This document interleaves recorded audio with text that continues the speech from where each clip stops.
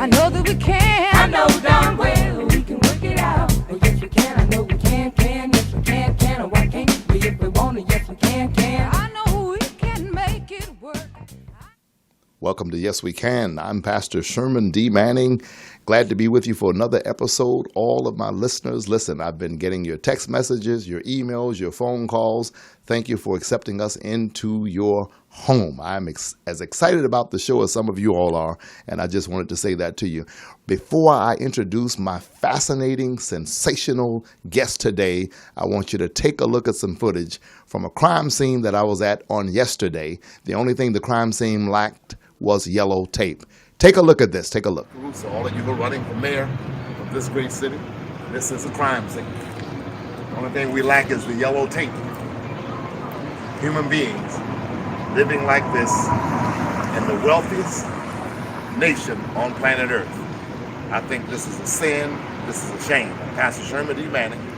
Yes, we can worship center. We house the homeless. We feed the hungry. It's like the more you house, the more they come. How can we force human beings to live like this in the richest nation on planet Earth? Mr. Caruso is running. Caruso is a good man. He really is. But he says he's concerned about the homeless and that he's going to do something for the homeless. But in all these years, with billions of dollars in his personal assets, I want to know how many homeless people has he housed to date. I think I know the answer to that question. Ms. Bass, wonderful woman. Does some great things for the community. If you're going to be mayor of this city, you got to bring some preachers, some teachers, some lawyers, some doctors, some community activists together. We got to solve this. We must do better. Karen, I think you can do it. But I know one thing for sure, we can do it together. Yes, we can. God bless you. There you have it, ladies and gentlemen. If you want to be a part of helping us help those people, the information is on the screen right now. Yes, We Can Worship Center was founded to house the homeless and feed the hungry around the city of Los Angeles, not just in Skid Row, but around the city altogether. Today, I have a remarkable person on the show today, and I've wanted her. I've had super lawyers on this show. We've had a lot of professionals, extremely successful people financially, but the most important person on this show for me has been getting on Mother Teresa, and it's actually Sister Teresa, but I used to always call her Mother Teresa, but Sister Teresa Groth of the Francisco Homes. Sister Teresa, welcome to the show. Thank you. Thank you. I know a lot about you, and we're going to talk about the Francisco Homes in a moment, but for the purpose of those who are watching, Sister Teresa, tell me who you are. I am, as you said, I'm Sister Teresa Groth. I am a religious of a Catholic group called the Daughters of Mary and Joseph. And I am the director of the Francisco Homes. And how long have you been the director of the Francisco Homes? Tell us about that. I have been with the Francisco Homes since 2009 and the director since 2012. So 10 years as director. Okay. When you came in at 2009, Sister Teresa, what was your job? What did you do at that time? I was a volunteer. Okay. I came as a volunteer just to learn what the issues were in reentry and the whole view of restorative justice, of welcoming people, not only ministering to people that were incarcerated, but what it meant to walk with people as they return from incarceration. Okay. So unpack that for me. For those watching, tell us exactly what the Francisco Homes does and what it is all about. Well, it is a fascinating journey of learning what most of us never really experience, which is we know about incarceration and we know about people coming back.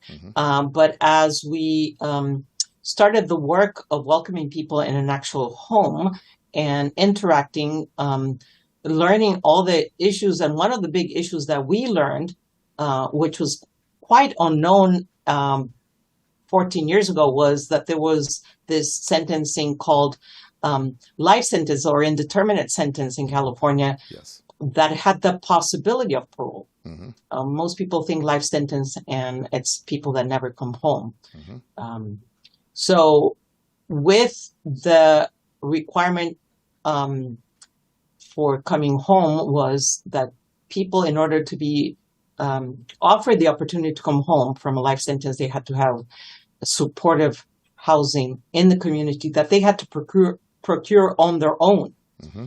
So there was no, if you were going to be released to be homeless, you were not going to be released. You were kept in prison. And that was one of the first things that we learned.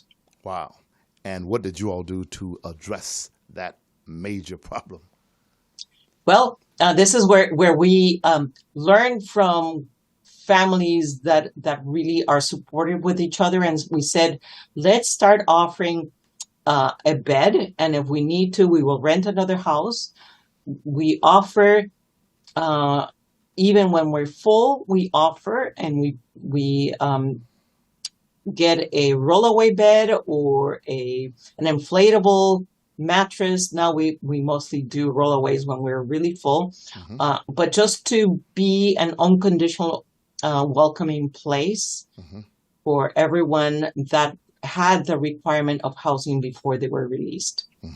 So basically, the Francisco Homes is an organization that addresses the needs of people who have life sentences in prison and have come out on parole. Is that what you're saying?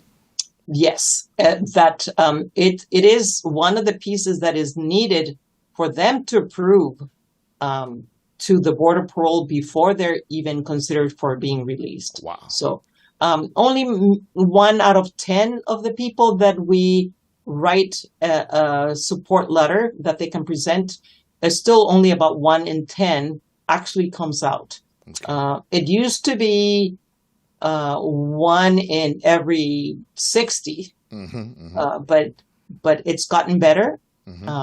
There's a greater sense of restorative justice in the state. We're still fighting more for that.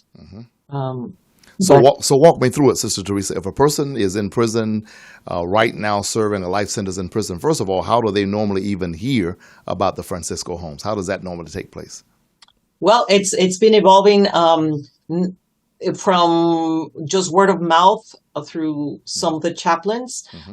Now we still get a lot through word of mouth, former residents and people that have connections. But now we're on certain resource books, and because of our presence on the internet, families, when they Google some transitional program for lifers, they find our name, and so they contact us. But a lot of it is word of mouth within the 30 some odd prisons in the California prison system. And so they contact you and say what? This person says that they have a life sentence and they have no housing when they get out and they need your help. They need a letter. How does that take place? Yeah, they contact us because they know that they're going to be going in the near future to a Board of Parole, and they know that they're going to be asked to have. And now the requirement is transitional housing. It can't be just even a relative or friend's home. It has to be transitional housing. Most programs don't want to offer a bed without a specific date. So we say, we're unconditionally accepting you. We give you information, and if you write us back, we will write a letter of support, because ultimately you still have to pass the big test of the Board of Parole. And it's a high bar to convince them that you're ready to come home. And now, so walk me through this. These people who are incarcerated in the California penal system with a life sentence, this suggests that the crime the person was convicted of was probably a violent or horrible crime. Now, when these guys come out of prison, Sister Teresa, and I have personal knowledge of seeing you operate and deal with people who have come out of prison, and I know your style and how you do it. But for those who don't know, are you ever afraid of the people who are coming out after having served sentences for murder, for rape, for all kinds of crimes? Are you ever physically afraid in doing the work that you do? That's one of the most beautiful experiences that I've had in my life, is the transformative experience of where my thoughts and fears are, and this is where gospel of be not afraid. But the reality is that and now mind you, there is that very difficult process called the border parole. Mm-hmm. But this is where true inner transformation is manifested by the most amazing individuals that I work with.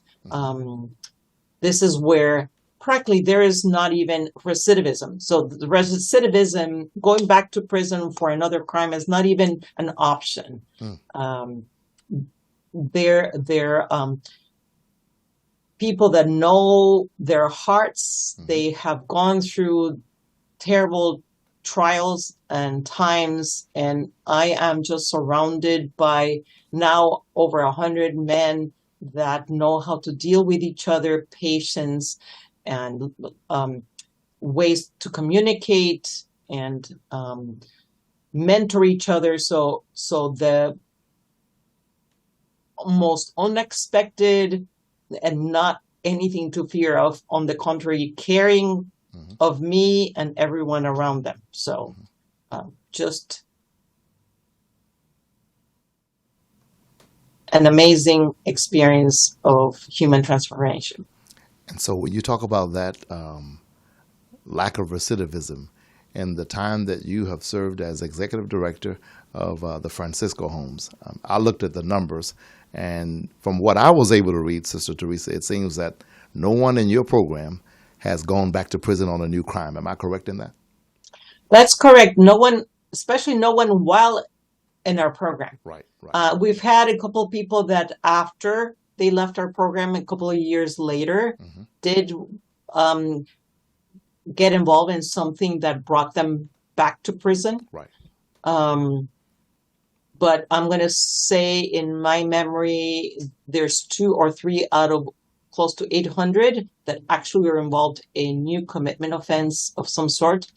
The other handful that have gone back have been mostly for self-medication with substance, but it's still a handful. We're still talking about less than 2%.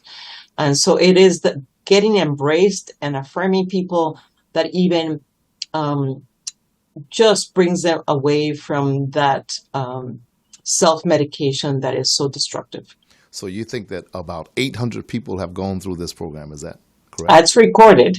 Wow. Yes. Wow. And so, Sister Teresa, have you ever picked someone up at the front gate or been a part of driving to pick these people up who are coming out of prisons after decades of being locked away? Have you ever been a part of that? We don't drive all the way to the institutions because we don't have the manpower to do, but many trips, even middle of the night to Union Station or the Greyhound Bus Station, and just a wonderful moment of welcoming. That's what I wanted to know. What does it feel like when you, because I know one of the first things you do is give these guys a hug. When you embrace a person who has been in jail, I was talking to you about one of your clients earlier. I won't call his name on air because I don't have his permission, but I know him personally. The person we were speaking of, he came to my church recently. He served 44 years in prison. That's almost 5 decades. When you embrace a person like that, Sister Teresa, who has been gone for so long, what does that feel like? What is that experience like? That's when you connect from the heart. You just realize there's a brother, there's a son, there's someone's father or cousin, or it's just embracing family, reconnecting, and for some, connecting for the first time. It's just I feel I'm receiving a gift. Wow. Tell me about the welcome home ceremony. Most people have never heard of that. What is that all about, and how did that get started? What do you do? And this comes from religious traditions, from many churches and traditions that like to ritualize special moments. Yes, and we know this clearly from things like weddings and birthdays and how we have ritualized. And at some point early in our history, we wanted to ritualize the welcoming of someone coming back from incarceration. Uh-huh. This is a moment to signify and acknowledge that they were missed in the community, that they were not just discarded, that they were important people, that there were pieces that were missing. And this is a way to, like I say, in a form of a ritual, to welcome those who were away and stress the fact that they are integral part of the community, of the human family. Wow, fantastic. So a person gets out of prison, they have come to your program, the Francisco Homes. I guess your main office is at 1224 West 40th Place, am I correct? That's correct. Los Angeles, what's the zip code there? 90037. Okay, so a person has come to your office. What is the first day like? What programs do you have to offer them? What do you do with the person once they've been released to help them reintegrate back into society? For the most part, because most of the people that arrive, I'm going to say average 27 years to 30 years in prison, ranging from 15 years, those who serve a relatively short time, to, as you say, over 40, 50 years. One of the big things that they need, besides a general orientation of who we are, is to just start settling down into feeling a sense of calm. It's a very, very anxious time. They have landed into a very strange world. As one guy said, as he stepped out, he says, I felt like coming out of Union Station, I had stepped into Gotham City. I mean, things have changed. Right. Technology has changed. And so we offer supportive groups that can start as early as next day. But most of the time they don't even have the technology, especially because of COVID. A lot of our meetings are like we're meeting right now. But we do offer things, groups that are related to relationships and integration and creativity and spiritual space, and sometimes cooking classes and supportive AANA, and then opportunities to volunteer in the community. We work with each one individually to see what their challenges are with identity, with benefits in the community, becoming what I called mutually healthily interdependent. So that if they know how to cook, great. If they don't know how to cook, have someone maybe mentor them in some basic food preparation, and then finding their way around town, whether it's walking with someone to take the bus, or getting a ride, or starting to venture on their own walking. But it's just a little by little,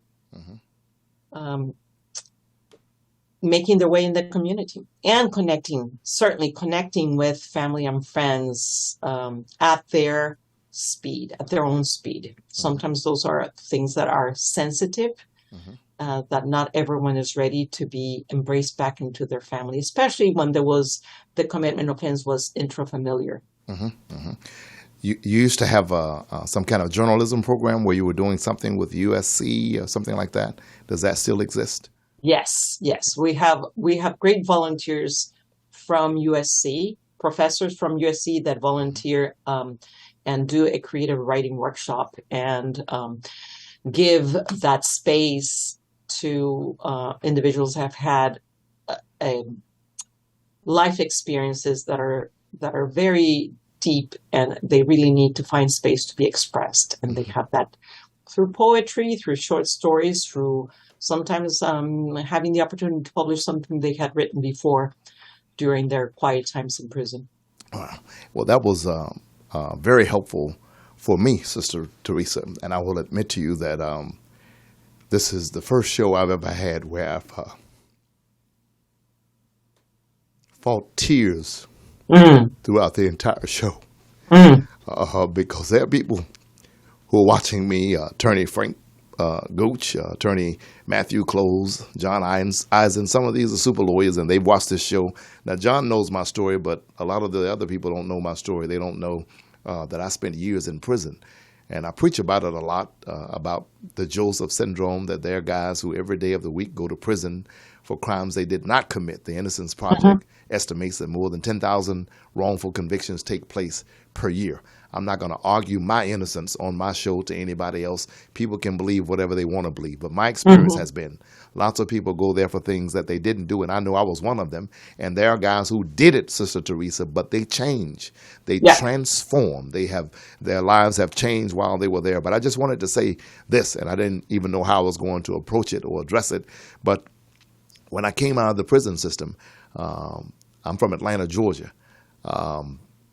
They had me thinking up until 2 weeks before I was released that I was going to go home to Atlanta, Georgia, and live with my father to sort of get my life back on track. And that was the plan.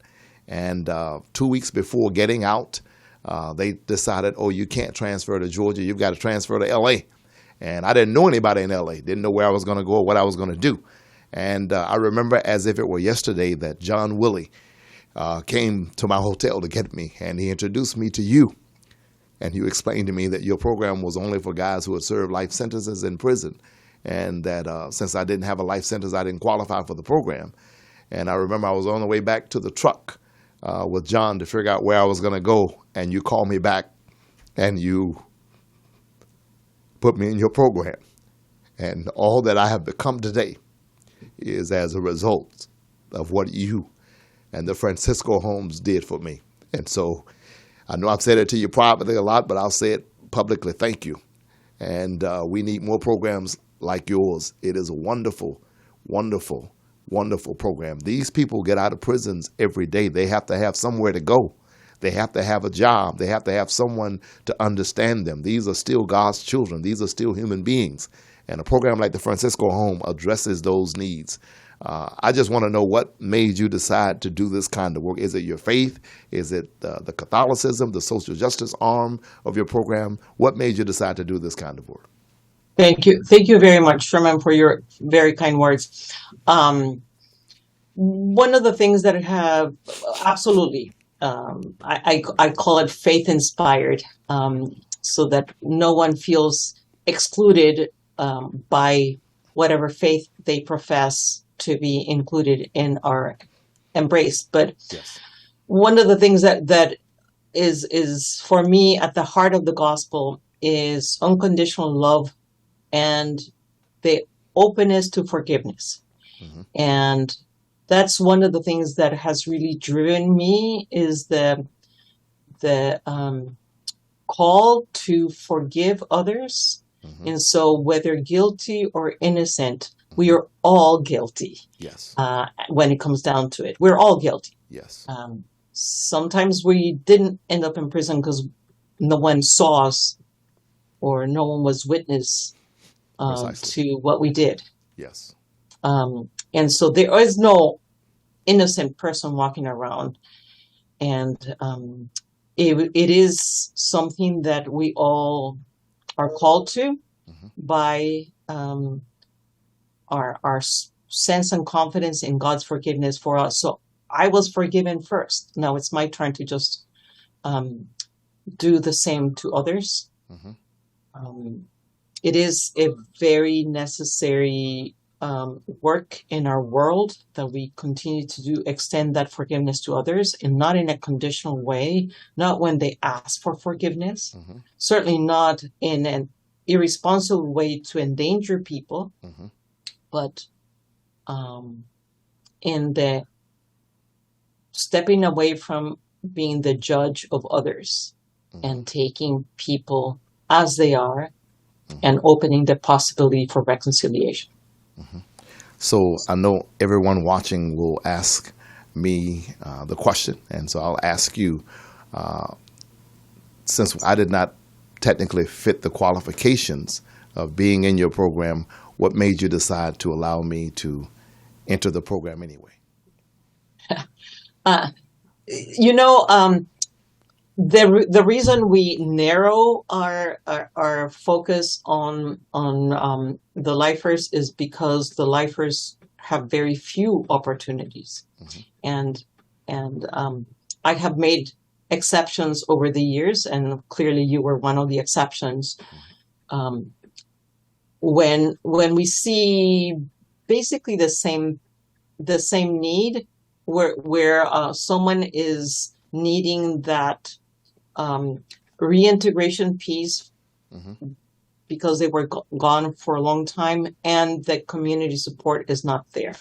For whatever reason, the parole programs that are offered, the family connections, the prior friendships are severed.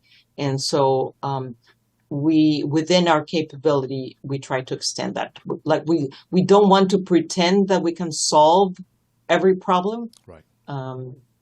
So within the reality of our limited capability, we make exceptions.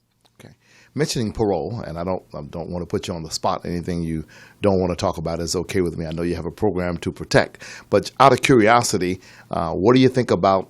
And I know they're good and bad in every field, so you may say good agents, bad agents, or what have you. But overall, what do you think about the parole department here in California and how they treat the guys who are in your program? I have to say that in any system, and there's the systemic issues, and then there are the individuals that happen to be working for the system.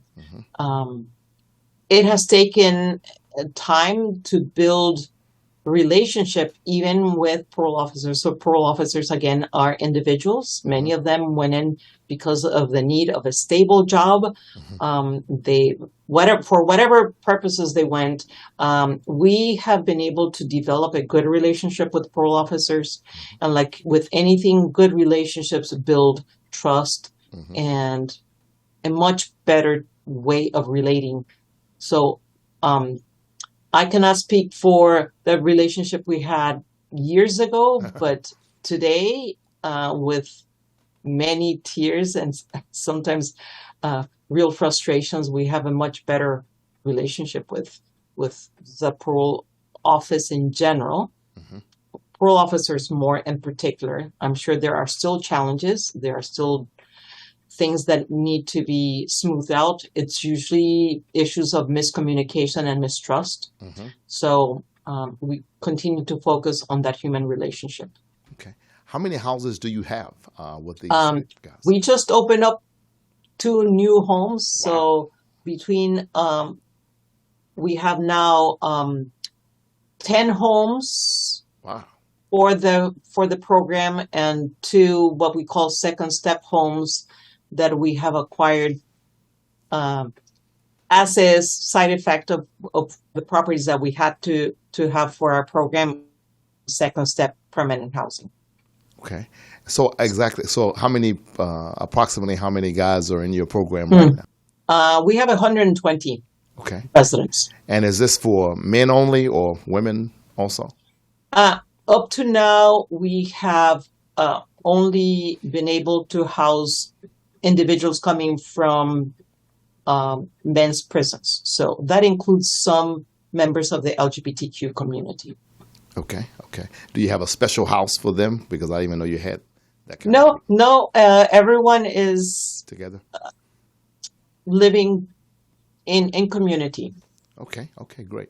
So I will tell you, and it just on the right before the show, I made this decision that we're actually going to, and I know you don't do it for that reason, but we're going to honor you at our church at Yes We Can Worship Center very soon. I'm going to invite pastors in. I'm going to invite some of these super lawyers who have been on my program and have been pleased with the material that we produce and have said, if you need me, call me. I'm going to invite them to that service. And I know that you're Catholic. The chairman of my board of directors is Jewish. So we are very ecumenical in our approach to faith, and we believe that everyone has a right to believe as they do. But we want to honor you for the great work that you do in the community here, and to try to support you as best we can, because I know that there's a lot of guys in your programs. It's culture shock, and I know that they need as much support as they can get. The time has sped by. Is there anything you'd like to say about your program, or anything, Sister Teresa, in closing before we go? I just want to thank you, Sherman, because you have stayed connected. You embody what it is to be a returning citizen, and not just a returning citizen, but a true caring member of the community. So I just want to say that you are an example of the many other residents that have become a real vital part of our community, and that more and more people take the risk to open their arms and their hearts to embrace people coming back from incarceration. And well, I got it from you, and I will say that for all of us, especially though, and I have agnostic friends and atheist friends also, but especially those of us who believe in God and who believe in the Bible, whether that is through the prism of Catholicism, Judaism, or Christianity. Listen, we know the Bible. Jesus himself was hanging out with prostitutes and tax collectors, and he said it is those who are sick that need the physician, not those who are well. The first wrongful conviction that we know of on record was Joseph, who went to prison for a sex crime he did not commit. If someone had closed the door on him, he would have never become the prince of Egypt. So I would say that when people come out of prison, they have served their time. They have done their time for the crime, if there was a crime. Give them a chance to prove that they can change. Those of us who believe in God, we have to believe that people can change. There are people who did things on accident, did things under the influence of drugs, did things because they were drunk, intoxicated, whatever the case might have been. But once the judge says 10 years in prison or 15 or what have you, and the system has released that person, they deserve a chance. They deserve a job. They deserve a chance of being a productive member of society. And so I ask everyone watching me, I have her information on the screen. I want you to support the Francisco Homes. It is a nonprofit, if I'm correct. It used to be, I think it still is. And is it, Sister Teresa? Oh, yes, absolutely. So your donation to the Francisco Homes will be tax deductible. And I know a lot of you all give to the Salvation Army and a lot of these other programs. But when you support a program like Sister Teresa's, you might be producing the next podcast host like Sherman D.Manning. You might be producing the next rapper, preacher, teacher, lawyer. You never know.